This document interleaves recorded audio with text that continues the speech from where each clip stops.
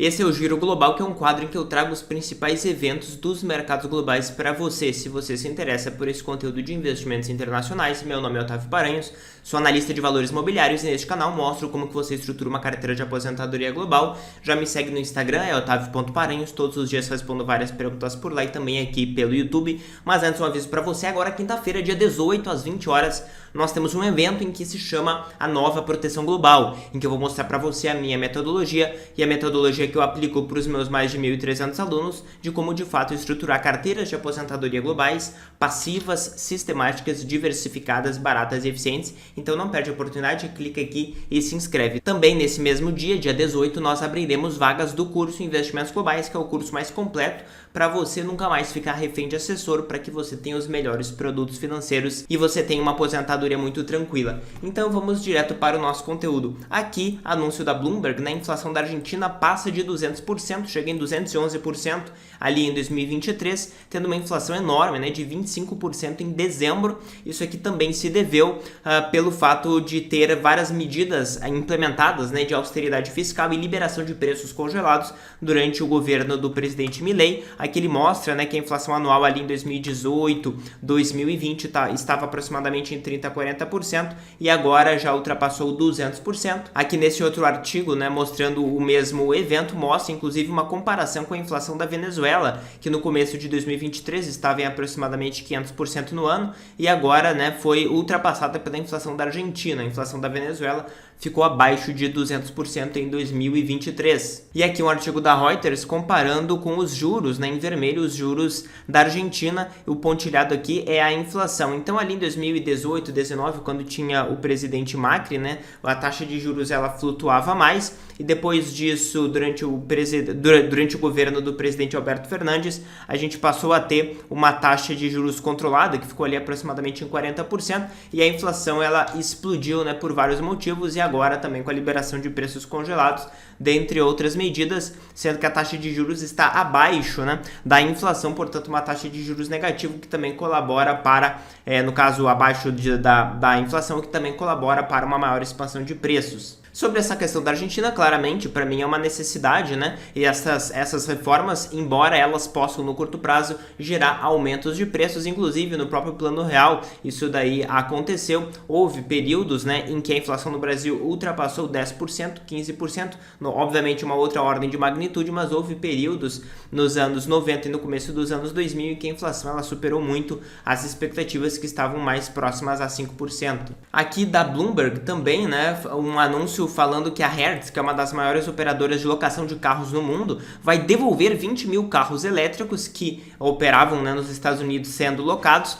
para trocar por veículos a combustão, por vários motivos. Primeiro, porque os carros elétricos eles se desvalorizaram, reduzindo ali o capital, os ativos disponíveis da empresa, Também porque a Tesla, que no caso fornece os carros para a Hertz, baixou seus preços não só nos Estados Unidos como também na China, E também, obviamente, uma maior redução da demanda sobre carros elétricos, Teve um desinteresse, eu já fiz um vídeo recente sobre isso, e isso gera consequentemente uma queda ainda maior dos carros seminovos elétricos, E também eles alegaram que os custos de manutenção são maiores do que carros a combustão no médio prazo. Não sei como é que seria, mas pelo menos para carros novos é o que a Hertz afirmou. Inclusive eles já vão assumir um prejuízo aqui de 250 milhões de dólares, Então isso é algo a ser analisado. Além disso, passando mais para a parte macroeconômica, China e Europa, aqui a Alemanha, todo dia tem um anúncio diferente mostrando uma estagnação e na prática um decrescimento, uma queda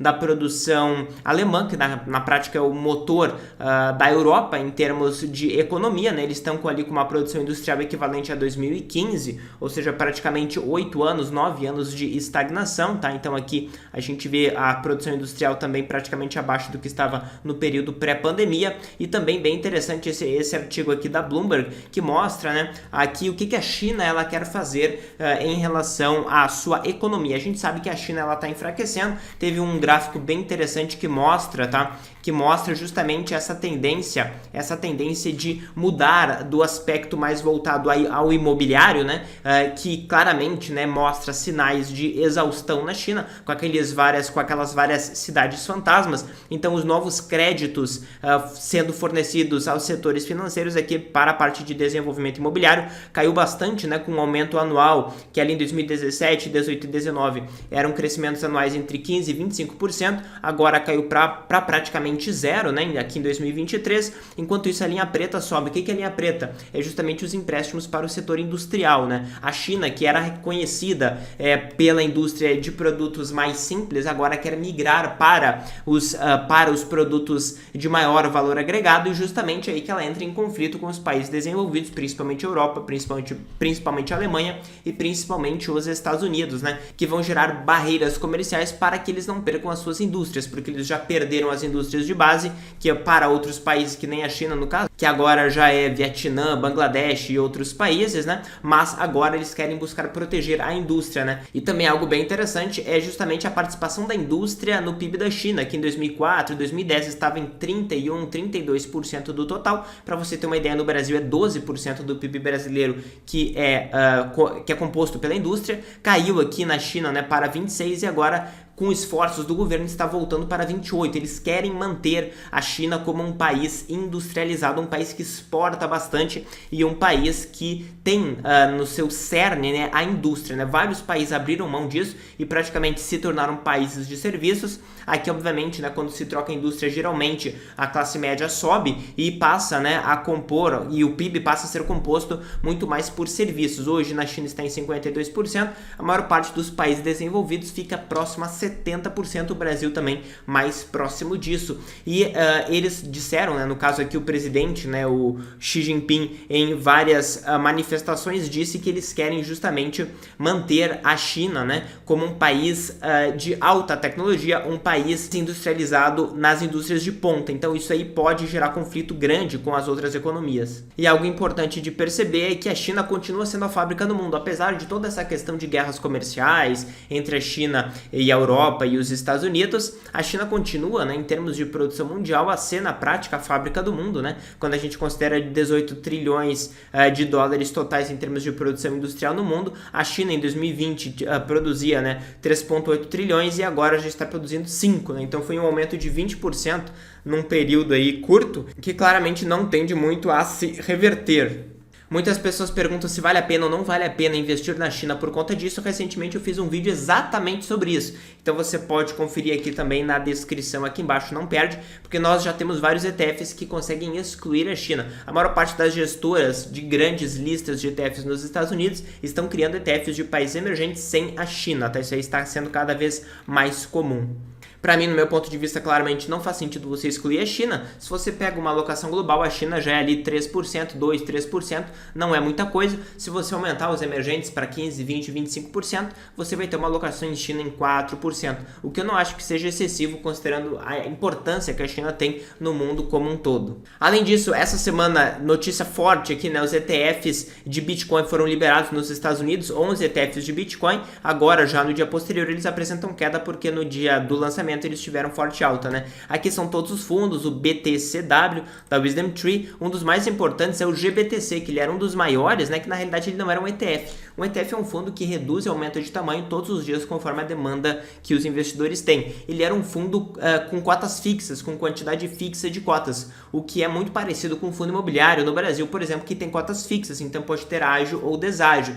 A consequência disso é que ele operava com deságio e agora que ele foi transformado em ETF, houve, né, uma migração muito forte de investidores para este fundo, alinhando ali o capital do fundo, a quantidade de Bitcoin que ele tinha com o valor dele a mercado, né? Então ele teve uma forte demanda. Obviamente agora eles tendem a operar praticamente em sintonia, todos eles, porque eles são fundos que investem no mesmo ativo, no caso o Bitcoin. Então a gente tem aqui da Bitwise, da Hashdex, que opera no Brasil, né? Da BlackRock, obviamente, da Wisdom Tree e de várias outras. Inclusive a Hashdex é uma empresa que também opera no Brasil com o ETF Hash 11, né, que também opera Bitcoin.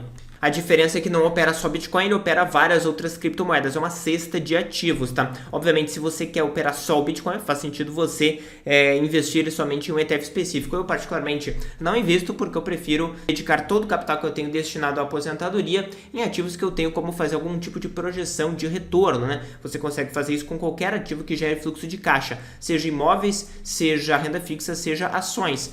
Commodities não fazem isso, obras de artes não fazem isso, por isso eu evito, tá? Obviamente moedas também, né?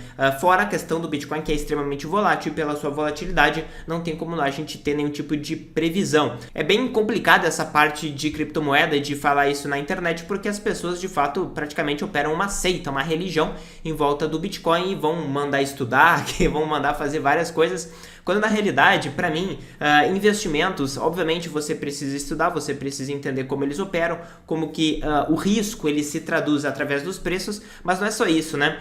Também depende muito de perfil, e quando eu falo perfil, eu quero dizer também gosto pessoal. Por exemplo, uma pessoa pode gostar de suco de limão e outra não gostar de suco de limão. Não adianta você dar todas as informações possíveis para a pessoa, ela pode saber, ela pode já ter provado, não é por isso que ela vai passar a gostar, né? Você não vai convencer alguém a gostar de algo que a pessoa intrinsecamente não gosta. Então depende muito de perfil. Tem pessoas que são naturalmente mais conservadoras, tem pessoas que não precisam ter dados para investir, preferem operar em narrativa, e aí tudo bem, cada um faz o que quiser com o seu dinheiro. Eu, particularmente, para mim e para todas as pessoas para as quais eu recomendo carteiras de aposentadoria, eu recomendo que a pessoa invista em ativos que ela pode ter alguma projeção de retorno. Isso não é possível em ativos que não geram caixa e, portanto, não podem ser valorados, né, de acordo com retornos futuros, certo? Mas me coloca aqui nos comentários se você pretende ter algum tipo de alocação nesse sentido. Algo interessante também é que aqui da própria Bloomberg, né, mostrou que a Vanguard, que além de ser uma grande gestora nos Estados Unidos, ela é uma empresa de investimentos, como se fosse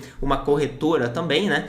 Ela vai evitar, por enquanto, esses ETFs de Bitcoin na sua plataforma. Talvez ela acolha, ou seja, permita a negociação de ETFs de Bitcoin na sua plataforma, mas por enquanto ela evita. Para mim é bem alinhado com o que a Vanguard historicamente prega, que é investimentos mais tradicionais, investimentos para pessoas mais velhas que têm mais capital, mais conservadoras. Eu acredito que no médio prazo ela vai acabar liberando, como deve acontecer em praticamente todas as corretoras, mas é algo interessante de observar, tá? Além disso, algo bem interessante que eu achei aqui, esse artigo do Einar Ribeiro, que ele faz vários artigos analisando o mercado brasileiro, o mercado financeiro brasileiro, né? E ele mostra que 5 setores são responsáveis por 2/3 do Ibovespa. E não só isso, ele traz aqui uma análise bem interessante, né, de como que era no passado, né? Então, por exemplo, hoje em 2023, aliás, no caso a gente já está em 2024, mas bancos representam 1/5 do Ibovespa, seguidos, né, com 30% praticamente de commodities, que é petróleo e minerais metálicos, né? Quando a gente vai lá para trás, a gente vai para 2014, há 10 anos atrás, a gente vê que petróleo era 10% e minerais era 17%, então praticamente metade, né? Praticamente metade. Dobrou a exposição na commodities diretas nos últimos 10 anos, justamente por um aumento do preço das commodities, tá? Bancos também representavam 27%, e naquela época, ali em 2014, 15, 16, tinha uma alocação bem maior em empresas, principalmente do setor de carnes, de bebidas. A Ambev era bem mais valiosa em relação ao resto, né? E as grandes empresas de carnes, né, de suínos, etc., também eram bem mais representativas, JBS, etc., mas o Brasil ainda continua sendo extremamente voltado a commodities, tá? Por isso que ele é tão cíclico, além da própria moeda. E uma última notícia que eu achei extremamente positiva, tá? Aqui na área da previdência privada, o presidente ele sanciona uma lei que flexibiliza a tributação, ou seja, que permite que você possa escolher qual é a tributação que você vai ter aplicado no seu plano de previdência no momento do resgate e não no momento da aplicação, ou seja, aquela tabela regressiva, né, que começava em 35% no momento que você tinha aportado, e se você esperasse 10 anos, o imposto quando você resgatar passaria a ser somente de 10%. Essa tabela regressiva, ela deveria ser escolhida no começo, ou também pela tabela progressiva, no momento em que você opta pelo resgate. Eu decidi resgatar resgatar agora, eu vou pagar conforme a tabela progressiva do imposto de renda de 0 a 27%, ou a tabela regressiva de 35 a 10, ou a tabela progressiva de 0 a 27, conforme a sua renda, deveriam ser escolhidas no momento da aplicação. Só que agora você vai poder escolher a tributação no momento do resgate. E eventualmente no futuro, dependendo da sua situação, da renda tributável que você tiver, pode fazer sentido você trocar a tabela regressiva pela tabela progressiva e pagar inclusive 0 de imposto de renda, ou o contrário, ou se você tinha uma tabela progressiva, por exemplo, que você tinha feito para um filho seu, o meu filho ele tem 10 anos, eu quero que daqui a 10 anos ele resgate lá na sua faculdade, então ele não vai ter renda, então é melhor ter uma tabela progressiva que faça ele ter uma tributação de 0%, porque se ele não tem renda, ele vai resgatar R$1.000, ele não vai pagar nada de imposto, certo?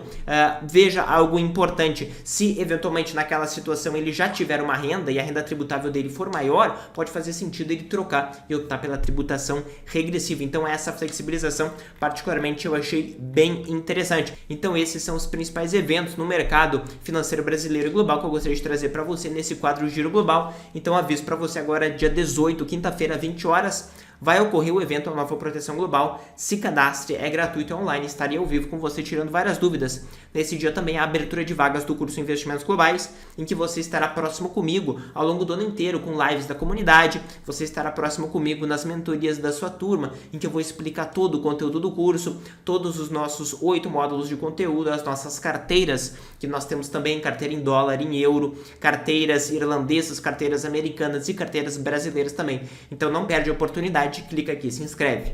Se você gostou desse conteúdo, então se inscreve no canal e ativa as notificações para você não perder nada que eu coloco aqui. Valeu!